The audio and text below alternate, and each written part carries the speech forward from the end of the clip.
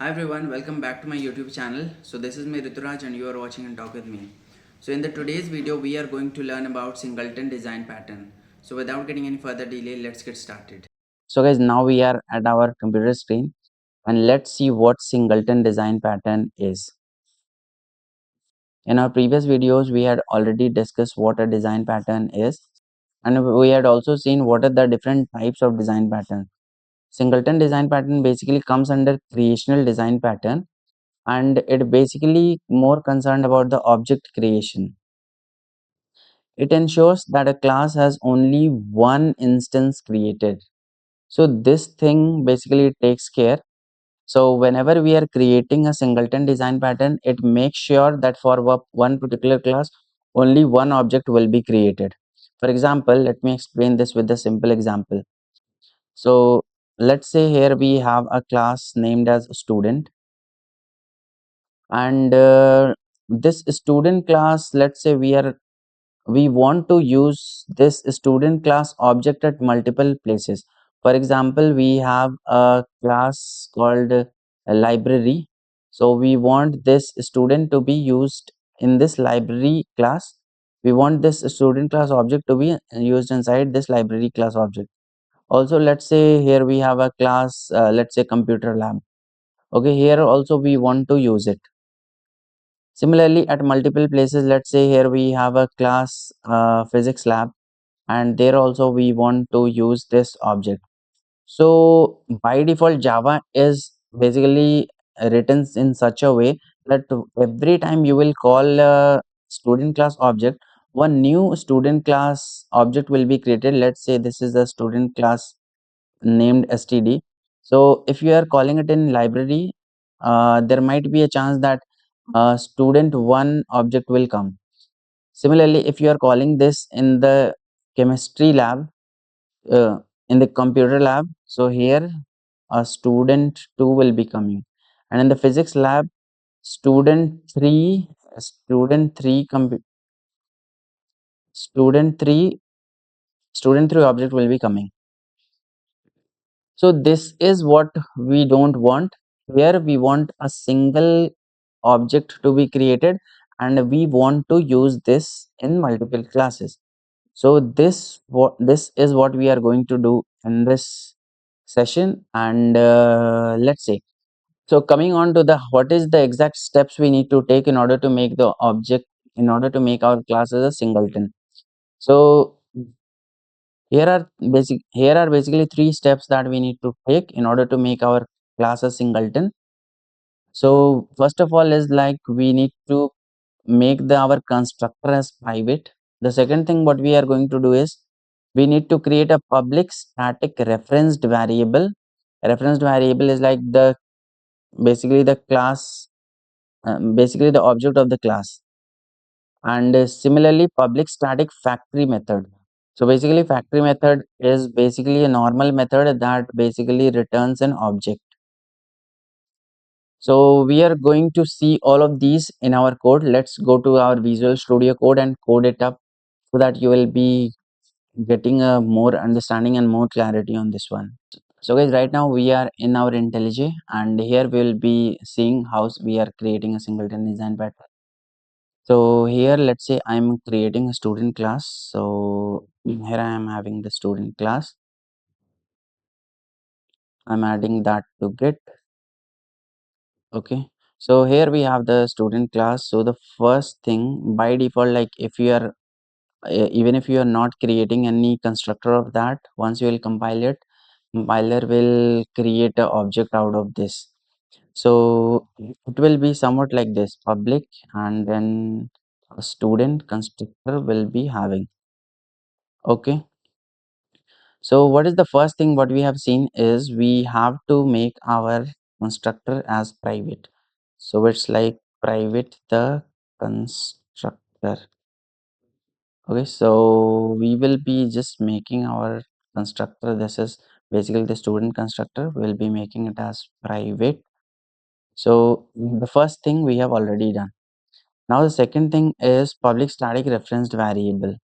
So it's like public static referenced variable.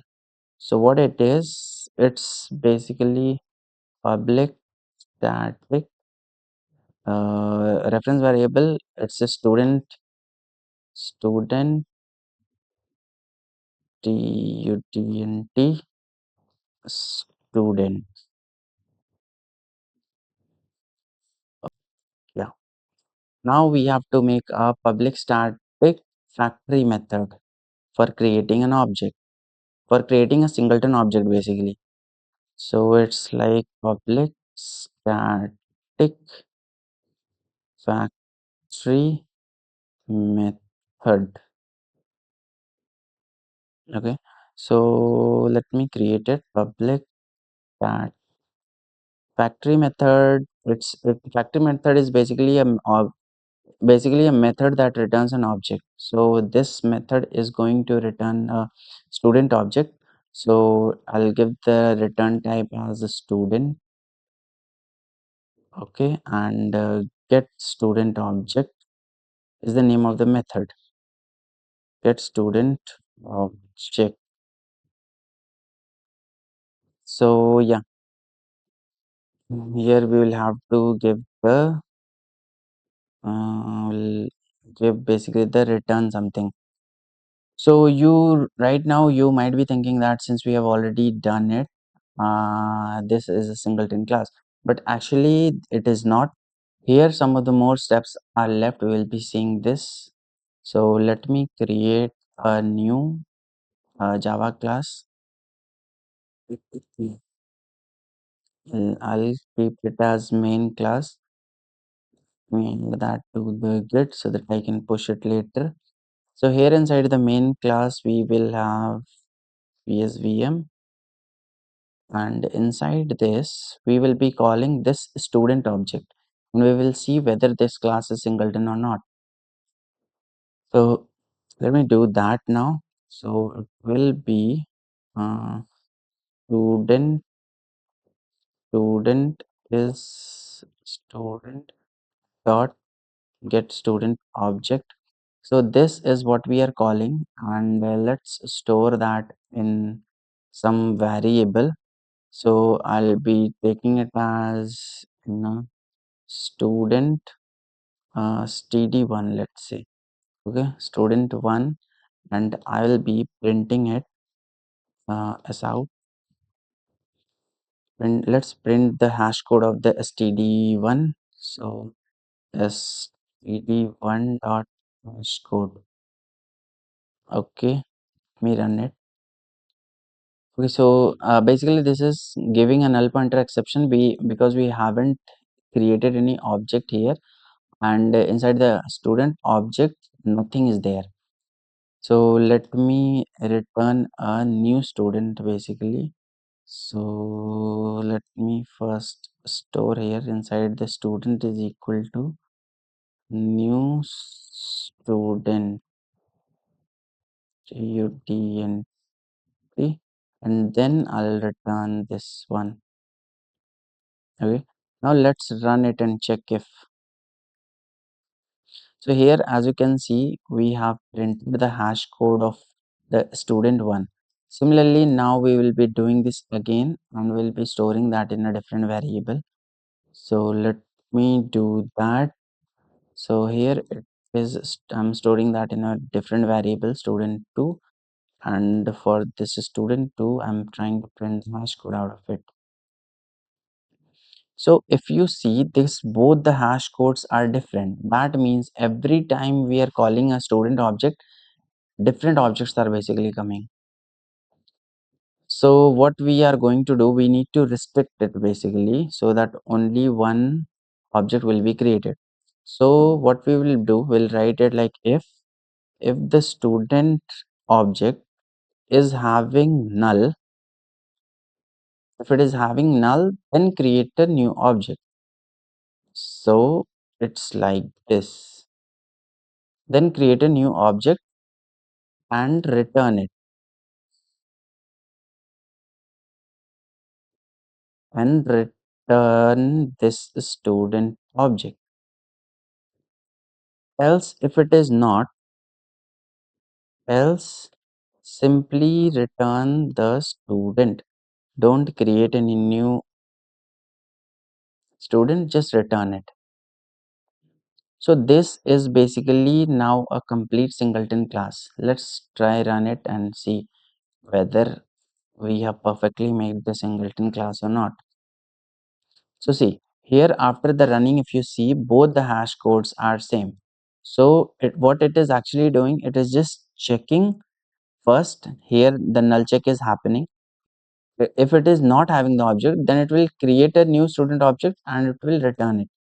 But if that is not the condition, that means the student object already have a student object. So it will simply return the student object. So this is how we can make a class as singleton.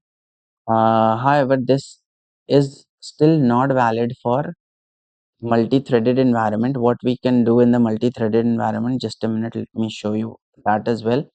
So for the multi-threaded environment, we need to make our code as synchronized, so no multiple threads can work on it simultaneously. So we will be doing it like if you are using the synchronized keyword here, basically this will be working for the multi-threaded environment, and now no multiple threads will be working on this one simultaneously.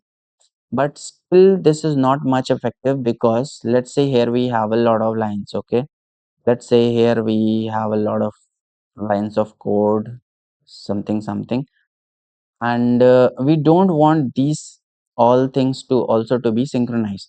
So that's why what we will be doing, we want only this part to be synchronized. So we will be putting this block of code inside a synchronized block. So how we can do that, let's me do that as well. Control X. I've removed the synchronized keyword from there, and I'll do a null check first.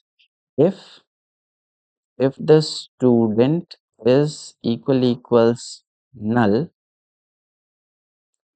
then inside this what I will do, I'll remove this as well, and inside this I'll be using synchronized block. Synchronized block. Okay, and here we can pass our student class. So student dot class basically, and we'll be pasting this piece of code here. So now this is a perfect example of the code. Why is it giving error? I don't know. So basically inside this we will be using our synchronized block. So let me use that. Inside the synchronized block here we will be passing our student dot class, and here we'll be pasting our piece of code. So now this piece of code will basically work for the synchronized block as well. I don't think this else block is actually required, so we are good. Let's see if it is still a synchronize, if it is still a singleton object. So yeah, so it is still creating a singleton object, and this is valid for a multi-threaded environment as well. So that's all in this video. Hope you like this video. If you really like this video and if you're able to understand it properly, just do let me know down in the comments below. Even if not, then if you have any still have any doubt, just do let me know down in the comments below. So I'll try to make you understand in a more better possible way in the later coming videos. That's all in this video. Thank you everyone, and thanks for watching.